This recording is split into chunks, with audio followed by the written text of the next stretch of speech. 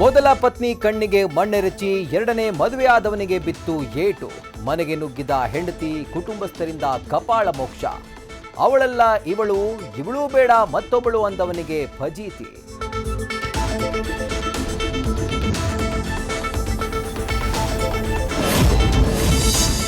ಮಹಿಳಾ ಅಕೌಂಟೆಂಟ್ಗೆ ಆಸ್ಪತ್ರೆ ಮುಖ್ಯಸ್ಥನಿಂದಲೇ ಲೈಂಗಿಕ ಕಿರುಕುಳದ ಆರೋಪ.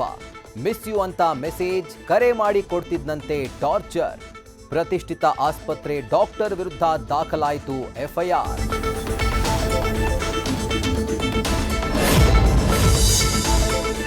ಸಿಇಟಿ ಫಲಿತಾಂಶಕ್ಕೆ ದ್ವಿತೀಯ ಪಿಯುಸಿ ಎರಡನೇ ಪರೀಕ್ಷೆ ಫಲಿತಾಂಶ ಪರಿಗಣನೆ. ಅಂಕಗಳ ಬಗ್ಗೆ ಇದ್ದ ಗೊಂದಲಕ್ಕೆ ಕರ್ನಾಟಕ ಪರೀಕ್ಷಾ ಪ್ರಾಧಿಕಾರ ತೆರೆ.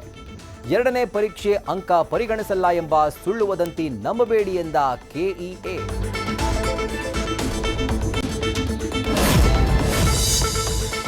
ಆಸ್ತಿ ತೆರಿಗೆ ಪಾವತಿ ಮಾಡೋರು ಹಾಕಬೇಕಂತೆ ಕಸದ ಡೀಟೇಲ್ಸ್.